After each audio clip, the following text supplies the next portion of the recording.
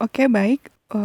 Materi 2 ini kita masih bahas mengenai dinamika partikel, yaitu tentang jenis-jenis gaya.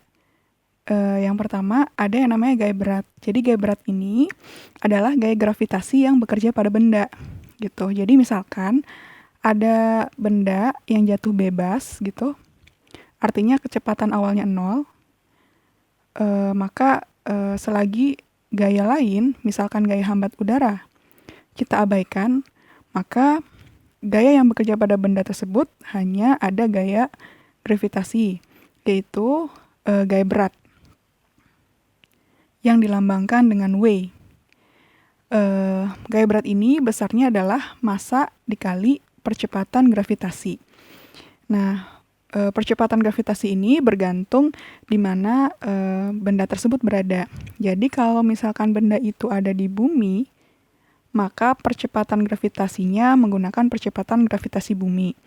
Jadi percepatan gravitasi bumi itu kan rata-rata nilainya 9,8 meter per sekon kuadrat ya.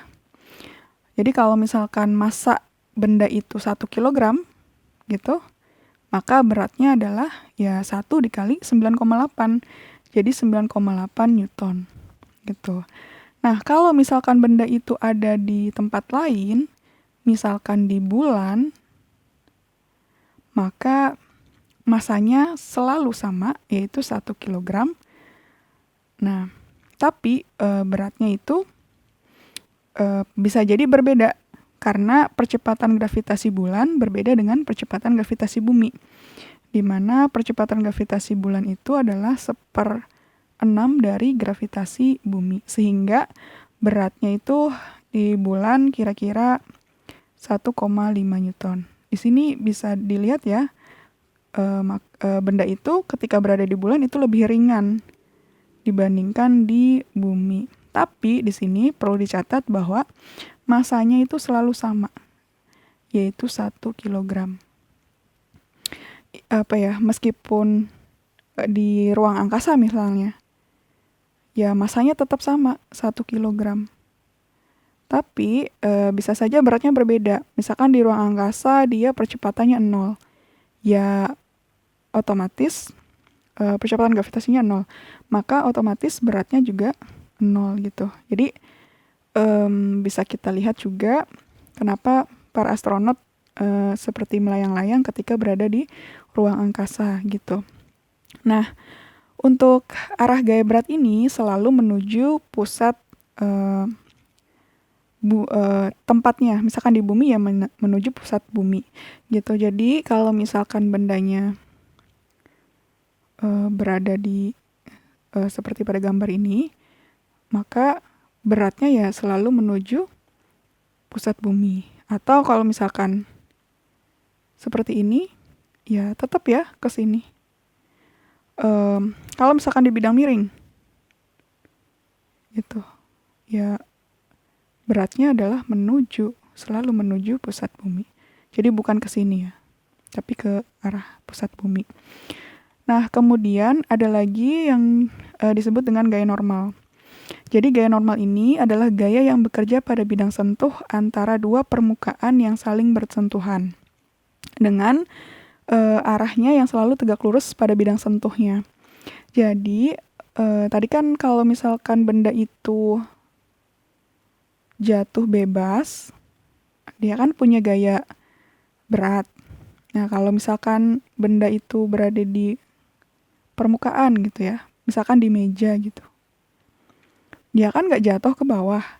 Nah, kenapa? Karena ada gaya lain yang mengimbangi si gaya berat ini, yaitu gaya normal yang tegak lurus terhadap bidang sentuhnya. Nah, di sini otomatis gaya normalnya itu besarnya adalah sama dengan gaya beratnya. Dalam kasus ini ya, gaya normalnya sama dengan gaya beratnya. Tapi gaya normal dan gaya berat ini bukan merupakan pasangan gaya aksi reaksi karena bekerja pada benda yang sama gitu. Jadi pasangan aksi reaksi dari berat ini misalkan kita sebut dengan F1,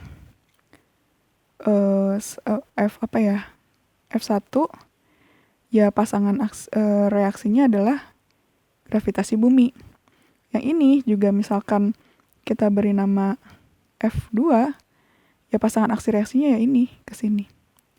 Yang dialami oleh si mejanya. F2 gitu. Nah, kemudian karena gaya normal itu arahnya selalu tegak lurus terhadap bidang sentuh, maka apabila bendanya itu bidang sentuhnya itu horizontal, maka gaya normalnya vertikal. Kalau misalkan bidang sentuhnya itu vertikal, maka gaya normalnya adalah horizontal. Jadi selalu tegak lurus terhadap bidang sentuhnya. Kalau misalkan dia berada di bidang miring, misalkan, ya tentunya harus tegak lurus terhadap bidang sentuhnya. Nah, gitu. Kemudian ada juga yang disebut dengan gaya gesekan. Jadi gaya gesekan ini adalah gaya sentuh yang muncul akibat dua benda yang saling bersentuhan, yang arahnya searah dengan permukaan bidang dan berlawanan arah dengan kecenderungan arah gerak benda. Jadi kalau misalkan ada ada benda gitu di atas permukaan atau dua buah benda yang saling bersentuhan, itu terdapat gaya gesek. Kalau misalkan permukaannya ini nggak licin gitu. Nah, apabila benda ini kita tarik dengan gaya P gitu, kalau bendanya itu masih diam, maka gaya gesek yang dialami oleh benda ini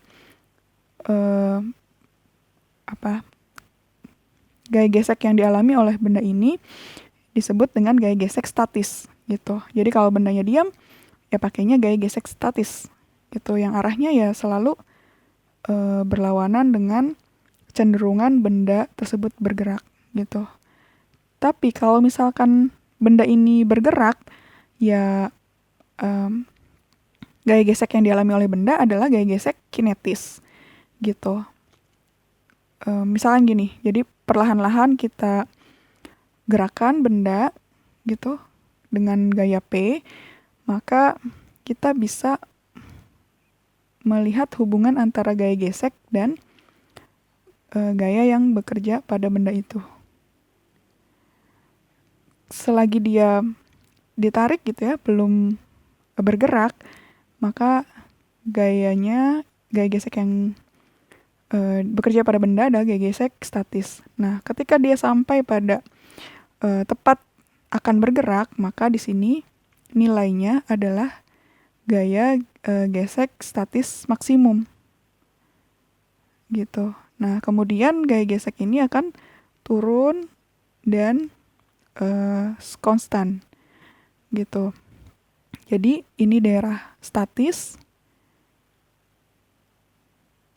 dan ini daerah kinetis gitu. Jadi ini ada FK, ini statis gitu. Nah, besar gaya gesek statis ini adalah mu S dikali N. N itu gaya normal. Jadi mu S itu adalah koefisien gesekan statis. Kalau kinetis di sini adalah mu K dikali N. Jadi mu K itu koefisien gesekan kinetis gitu.